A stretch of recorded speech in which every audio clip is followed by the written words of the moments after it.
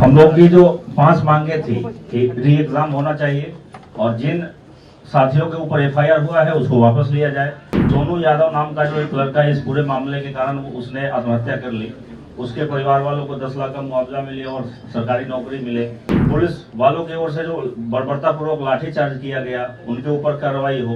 एक ये लॉजिक जो 18,000 बच्चों को सेम पोस्ट के लिए सेम नोटिफिकेशन के द्वारा अलग अलग एग्जाम फेस करना पड़ेगा, ये किसी के लिए भी भारी हो सकता है। 2 अलग अलग डेट पर आप एग्जाम ले रहे हैं और नॉर्मलाइजेशन नहीं करेंगे तो फिर ये इंजस्टिस होगा किसी ना किसी, या तो 13 दिसंबर को जो एग्जाम हुआ उनके साथ इंजस्टिस होगा या 4 जनवरी वाले के साथ इंजस्टिस होगा। ना तो उन्होंने हाँ कहा किसी भी मांग को लेकर और ना कहा। नफा तुला जवाब की देख लेंगे, जांच करवा लेते हैं। हम चाहते हैं कि हमारा जो डेलीगेशन है वो सीएम से भी मिलने का मौका मिले ताकि उनको हम ये बातें अपने ओर से रख सकें।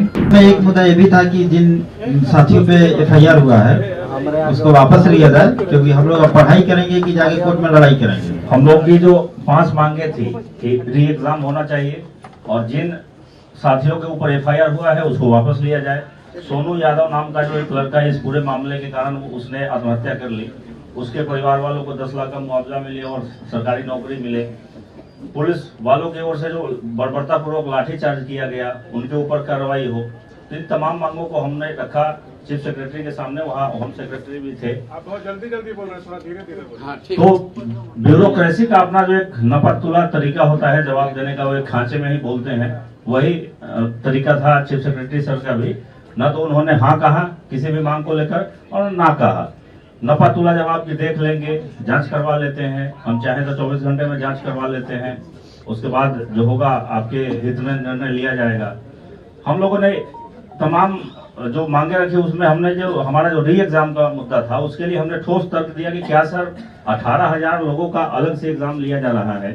पीटी में जो कुल रिजल्ट होगा वो लगभग 20 से 21,000 लोगों का रिजल्ट होगा और 18,000 का एग्जाम आप अलग से ले रहे हैं, यानी कुल रिजल्ट का 90% के बराबर ये है। और नॉर्मलाइजेशन आयोग कह चुका है कि नॉर्मलाइजेशन नहीं होगा, यानी 2 अलग अलग डेट पर आप एग्जाम ले रहे हैं और नॉर्मलाइजेशन नहीं करेंगे तो फिर ये इंजस्टिस होगा किसी ना किसी, या तो 13 दिसंबर को जो एग्जाम हुआ उनके साथ इंजस्टिस होगा या 4 जनवरी वाले के साथ इंजस्टिस होगा। इस बात के ऊपर वो चुप हो गए, इसका कोई जवाब नहीं था उनके पास शायद। और बाकी आप बोलिए।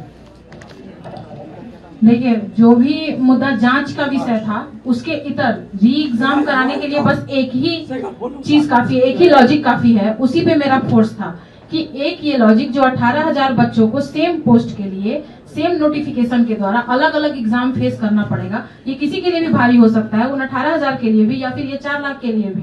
तो ये एक रीजन क्या काफी नहीं है री एग्जाम कंडक्ट कराने का, जिसपे उनकी चुप्पी रही। बाकी सारे चीजों को कंसिडर किए हैं वो, और हम चुप्पी भी नहीं कह सकते हैं क्योंकि अब बोले हैं कि आगे हम विचार करेंगे। तो विचार हमें तो यही उम्मीद है कि हमारे फेवर में आएगी, और अगर फेवर में नहीं आती है फिर हम अपना देखेंगे कि आगे क्या करना है, इस पे हम डिसाइड करेंगे।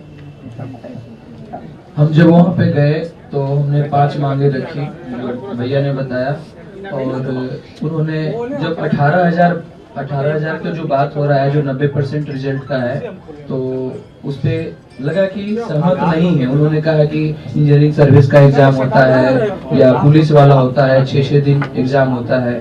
तो हमने कहा कि सर इसकी तो संख्या कम है, इसको एक समय में एक दिन में लिया जा सकता है। तो उन्होंने 66वीं का तर्क दिया कि 66 में औरंगाबाद में ऐसा हुआ था, तो हमने एक सेंटर का लिया। फिर हमने बोला कि ये 33 सेंटर के बराबर है। तब जब देखे कि संतुष्ट वो नहीं दिख रहे, मतलब हमारे लिए सकारात्मक नहीं लग रहा है, तो हमने कुछ एलिगेशन उन पे लगाना शुरू किया। जो बच्चों का अनुभव के आधार पे एग्जामिनेशन में जो उनका अनुभव था, किसी रूम में किसी सेंटर में कोई ने सेंटर कोड डाला, क्या क्या एक हमने सीट दिया जिसपे 28 सेंटर में अनियमितता हुई थी, तो हमने डाला। तो उन्होंने कहा कि ये तो 24 घंटे में हम इस पे मैंने जांच कर सकते हैं सीसीटीवी मंगा करके। एक ट्विटर पे वायरल हो रहा था सोनू राज नाम का लड़का, वो क्वेश्चन वायरल उस पे था, मतलब 1 बजे 13 दिसंबर 2024 को हमने उसे भी रखा। ईओयू को एक लड़का जो है वही ट्विटर वाला 8 PM में, मतलब उसी दिन 8 बजे उसी 1 बजे वाला जो है वो डाला, हमने वो भी उनको हार्ड कॉपी में दिया। उन्होंने कहा कि अगर कोई भी इसमें से सत्य पाया जाता है तो इस पे हम एक्शन लेंगे। तो यही हुआ। बाकी नपा तुला था, फिर हमने सीएम से डिमांड की कि महोदय आपका तो लिमिटेशंस है, जितना भी ब्यूरोक्रेटिक मतलब जो लिमिटेशंस होते हैं, तो हम चाहते हैं कि हमारा जो डेलीगेशन है वो सीएम से भी मिलने का मौका मिले, ताकि उनको हम ये बातें अपने ओर से रख सकें। तो उन्होंने इस पर जवाब दिया कि कोशिश करेंगे, मैंने बाकी नपी तुली है, कुछ स्पष्ट नहीं है। मुख्य मुद्दा में एक मुद्दा ये भी था कि जिन साथियों पे एफआईआर हुआ है उसको वापस लिया जाए, क्योंकि हम लोग अब पढ़ाई करेंगे कि जाके कोर्ट में लड़ाई करेंगे। हम लोग रोड पे भी लड़ाई करें, कोर्ट में भी लड़ाई करें, तो पढ़ाई कब करेंगे?